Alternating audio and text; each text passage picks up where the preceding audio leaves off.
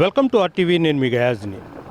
నెల్లూరు నగర మేయర్ అవిశ్వాస తీర్మానంపై రాజకీయ దుమారం జరుపుతుంది. ఓ పక్క మేయర్ సెవెంత్కి పార్టీకి ఎలాంటి సంబంధం లేదంటూ వైఎస్ఆర్సీపీ జిల్లా అధ్యక్షుడు కాకాని గోవర్ధన్ చెప్పినప్పటికీ వాళ్ళు మాత్రం కొంతమంది కార్పొరేటర్లు మొత్తం క్యాంపులు కూడా పెడుతున్నారు. ఈ విషయాలు మొత్తం తెలుసుకునేందుకు కాకాని గోవర్ధన్ ప్రస్తుతం మనతోన్నారు. ఎంత మాట్లాడు సార్, చెప్పండి అసలు ఏంటి? మీరు మాత్రం సెవెంత్కి పార్టీకి సంబంధం లేదంటున్నారు, వాళ్ళు క్యాంపులు పెడుతున్నారు, అంతా ఏం జరుగుతుంది అనుకో? నేను చెప్పినటువంటి మాట నేను చెప్పినటువంటిది కాదు, పార్టీ తీసుకున్నటువంటి నిర్ణయం. ఎందుకంటే స్రవంతి మా పార్టీలో వైఎస్ఆర్ కాంగ్రెస్ పార్టీలో లేదు, వైఎస్ఆర్ కాంగ్రెస్ పార్టీకి రాజీనామా చేసింది. ఇది అందరికీ తెలిసినటువంటి విషయం, కొత్తగా నేను చెప్పేటువంటి సబ్జెక్ట్ ఏం కాదు. కాబట్టి అటువంటి నేపథ్యంలో ఈరోజు ఎవరైతే కార్పొరేటర్లు తెలుగుదేశం పార్టీలో వైఎస్ఆర్ కాంగ్రెస్ పార్టీ నుంచి వెళ్ళారో వాళ్ళ మనోభావాలు దెబ్బతిన్నాయి. కాబట్టి ఇది ఆ వైఎస్ఆర్ కాంగ్రెస్ పార్టీలో గెలిచి వైఎస్ఆర్ కాంగ్రెస్ పార్టీలోనే ఎంపికైనటువంటి యానాది గిరిజన కులానికి సంబంధించినటువంటి కార్పొరేటర్ని దించడం సమం కాదు అని చెప్పి తెలిసిన మీదట వాళ్ళ నిరసన తెలుపుతూ కొంతమంది రావడం జరిగింది వైఎస్ఆర్ కాంగ్రెస్ పార్టీలో. అంటే సందర్భం వచ్చింది, ఈ సందర్భంలో మనం వాళ్ళ తరఫున ఓటు వేయలేమనేటువంటి వాళ్ళ మనస్సాక్షికి ఈరోజు వాళ్ళ మనస్సాక్షి ప్రకారం ఓటు వేయడానికి తెలుగుదేశం పార్టీకి ఇష్టం లేక వాళ్ళు వైఎస్ఆర్ కాంగ్రెస్ పార్టీలో వచ్చి జగన్మోహన్ రెడ్డి గారి దగ్గర మేము మరలా తిరిగి వైఎస్ఆర్ కాంగ్రెస్ పార్టీలో కొనసాగుతామని ప్రకటించడం జరిగింది. ప్రకటించిన తర్వాత వాళ్ళని బెదిరింపులు, వాళ్ళని తీసుకువెళ్ళడం, వాళ్ళని కొట్టడం, వాళ్ళని స్టేషన్లో వేయడం ఇవన్నీ మనం చూసాం.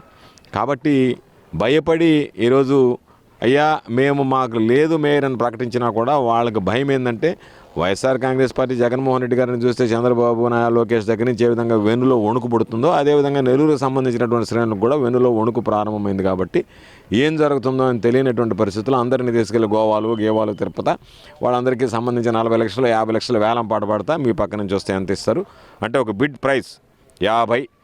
నారాయణ గారు చెప్పింది 50. అంటే మామూలుగా మనం వేలం పాడేటప్పుడు మొట్టమొదటి వేలం పాట ప్రారంభం అంటాం కదా, అటు 50. అక్కడి నుంచి ఇంక పెంచుకుంటూ పోవచ్చు 60, 65, 70, 75 ఎంతకైనా సిద్ధపడుతున్నారు. అయినా వైఎస్ఆర్ కాంగ్రెస్ పార్టీకి సంబంధించి డబ్బుల కోసం అమ్ముడు పోయేటువంటి వాళ్ళు కొంతమంది వెళ్ళిపోయినా నీతిగా నిజాయితీగానే ఉండేటువంటి వాళ్ళు మాత్రం మాతోనే ఉండరు. కాబట్టి దానికి సంబంధించినటువంటి దాంట్లో మరలా చెప్పేది వైఎస్ఆర్ కాంగ్రెస్ పార్టీలో లేదు మేయర్తో మాకు సంబంధం లేదు, మేయర్ వైఎస్ఆర్ కాంగ్రెస్ పార్టీలో లేదు అనేటువంటిది గతంలో స్పష్టం చేసాం, నేను స్పష్టం చేశాను. నిన్న జరిగినటువంటి ప్రెస్ మీట్లో కూడా అనిల్ కుమార్ యాదవ్ కూడా వైఎస్ఆర్ కాంగ్రెస్ పార్టీలో ఆమె లేదు అని చెప్పడం జరిగింది. నిన్న జగన్మోహన్ రెడ్డి సమక్షంలో విజయవాడకు పోయి నెల్లూరు కార్పొరేటర్లో వైసీపీలో మళ్ళీ వచ్చారు. వాళ్ళు బయటకు వచ్చిన తర్వాత ఒక వ్యక్తిని, కార్పొరేటర్ని వాళ్ళు పోలీసులు అరెస్ట్ చేసి తీసుకెళ్ళిపోవడం. అంటే ఇది ఒక బెదిరింపు అనుకోవచ్చా? అంటే ప్రజలందరూ గమనిస్తున్నారు పోలీసు అనేటువంటి వ్యవస్థ ఏ విధంగా తయారైందంటే పాత రోజుల్లో రాజకీయ నాయకులు ఎవరన్నా కిడ్నాప్ చేయాలంటే వీధి రౌడీలను వాడుకునేవాళ్ళు, లేదా వాళ్ళ దగ్గర ఉన్నటువంటి అనుచరులను వాడుకునేటువంటి వాళ్ళు ఎవరైనా సరే. ఈరోజు కిడ్నాప్ చేయడానికి ఎవ్వరు అవసరం లేదు, పోలీసులే ఉన్నారు. ప్రభుత్వం జీతం ఇచ్చేటువంటి పోలీసు వ్యవస్థే ఈరోజు ఎవరైతే వైఎస్ఆర్ కాంగ్రెస్ పార్టీలో ఉంటారో, తెలుగుదేశం పార్టీకి అనుకూలంగా లేకుండా వ్యతిరేకంగా ఉంటారో వాళ్ళని మీరు ఈ విధంగా తీసుకొచ్చానంటే వాళ్ళు నేరుగా పోలీస్ స్టేషన్లో తీసుకొచ్చారు, పోలీస్ స్టేషన్లో కూర్చోబెట్టారు, బేరసారాలు సాగించారు, బెదిరించారు, కొంతమందిని కొట్టారు.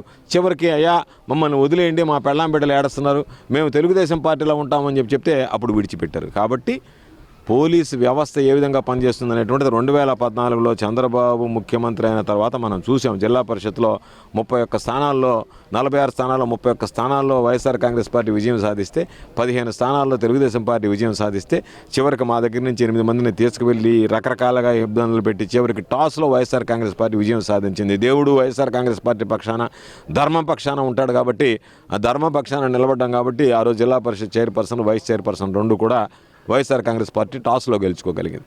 నిన్న విజయవాడలో కార్పొరేటర్ని పోలీసు వాళ్ళు తీసుకుని పోయారు. అదేవిధంగా 34వ డివిజన్ సమీద ఎవరు వాకాడలో ఫాదర్ని కూడా తీసుకుని పోయారు. ఓ పక్క ఇది జరుగుతుంటే మళ్ళీ నిన్న ఫిఫ్త్ టౌన్లో వైఎస్ఆర్సీపీ వాళ్ళే బెదిరిస్తున్నారు, చంపుతామని చేస్తున్నారు, కంప్లైంట్ చేశారు. దాన్ని ఏమంటారు? అంటే ఎంత దిగజారిపోతున్నారు అంటే ఈ కంప్లైంట్ల విషయంలో నేను మీకు ఫోన్ చేశాను ఏదో కారణం మీద, మీరు ఎత్తుకోలేదు, మీరేం చేస్తారు, మిస్డ్ కాల్ ఉందని చెప్పి వెనక్కి తిరిగి కాల్ చేస్తారు. అట్ట కొంతమందికి ఉద్దేశపూర్వకంగా మిస్డ్ కాల్ ఇవ్వడం, వాళ్ళు తిరిగి ఫోన్ చేసిన తర్వాత వాళ్ళతో ఈ సబ్జెక్ట్ తీసుకురావడం, ఆ సబ్జెక్టు మాట్లాడిన తర్వాత వాళ్ళు ఏదో ఒకటి ఎవరో ఒకరు మాట్లాడతారు, వైఎస్ఆర్ కాంగ్రెస్ పార్టీ సానుభూతిపరుడు, నువ్వు ఫోన్ చేసి వాళ్ళ మీద అసంతృప్తి వీళ్ళ మీద అసంతృప్తి మీ అంతటి మీరు చెప్పిన తర్వాత అసంతృప్తిగా ఉందా నువ్వేమన్నా వస్తావా అని మాట్లాడతారు. ఆ సబ్జెక్టు ముందు వరకు రికార్డు కాదు, ఆ తర్వాత వాళ్ళు మాట్లాడడం మొదలుపెట్టినప్పటి నుంచి రికార్డ్ చేస్తారు. రికార్డ్ చేసి మాకు ఫోన్లు చేశారు, ఇదిగో 2 నిమిషాలు మాట్లాడారు, 3 నిమిషాలు మాట్లాడారు. రికార్డింగ్ వాయిస్ చూసినా డిఫరెంట్గా ఉండే, ఎడిట్ చేసి పెడుతుంటారు. లేదు మీ ఫోన్ కాల్ చూసినా కూడా ఇదిగో మాతో 2 నిమిషాలు మాట్లాడారు అని చెప్పి తీసుకెళ్ళి పెడుతుంటారు. అంటే ఏ విధంగా కేసులు పెట్టాలనే దానికి ఎంత ముందస్తు ప్లాన్లో ఉండాలనేటువంటి దానికి ఇది ఒక ఉదాహరణ. పాపం ఏమీ సంబంధం లేనటువంటి వ్యక్తులను తీసుకురావాలి. వీళ్ళ ఉద్దేశం ఏంటంటే మీకు ఉన్నటువంటి అభద్రతా భావం, ఓయమ్మ వైఎస్ఆర్ కాంగ్రెస్ పార్టీ వాళ్ళు మాతో మాట్లాడతారేమో, మాట్లాడితే మేము కేసులు పెడతాం. ఇప్పుడు ఒకటి సార్, ఇప్పుడు సెవెంత్కి పార్టీకి సంబంధం లేదని మీరు చెప్తున్నారు, వాళ్ళు మళ్ళీ క్యాంపులు ఇవన్నీ పెడుతున్నారు, దాన్ని ఎలా చూడవచ్చు? అసలు ఏం జరుగుతుంది? మీరు లోపల ఏమైనా చేస్తున్నారా?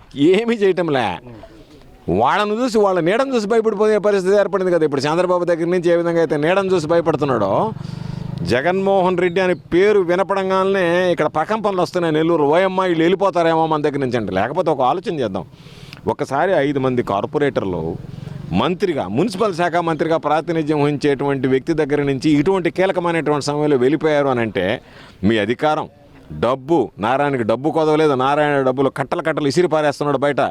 ఎందుకంటే పిల్లల దగ్గర అక్రమంగా సంపాదించిన డబ్బు, ఏదైనా కష్టపడి సంపాదించిన డబ్బు కాదు, ఇష్ట ప్రకారం కట్టలుగా పారేస్తున్నాడు. దాంతోపాటు ఈరోజు దీనికి సంబంధించినటువంటి దాంట్లో అధికారం ఉంది, అధికారం కూడా అదే శాఖకు సంబంధించినటువంటి మంత్రిగా ఉన్నాడు.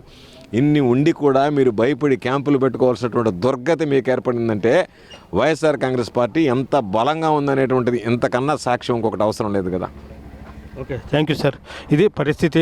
కేవలము తెలుగుదేశం పార్టీ వాళ్ళు భయపడే ఇదంతా క్యాంపులు పెడుతున్నారు. వాళ్లకు డబ్బు, అధికారం అంతా ఉన్నప్పటికీ కేవలం వైఎస్ఆర్సీపీ పార్టీని చూసి భయపడుతున్నట్టు కాకాని గోవర్ధన్ రెడ్డి అయితే చెప్తున్నారు. వీడియో ప్రదీప్తో గయాజా టీవీ నెల్లూరు నుంచి. చరిత్ర సృష్టించినోడు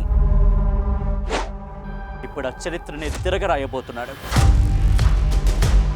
అబద్ధాల గోడల్ని బద్దల కొట్టి నిజాలను రాగా మీ ముందుంచబోతున్నాడు. నిజమైన వార్తల కోసం వెంటనే డౌన్లోడ్ చేసుకోండి రా యాప్ని.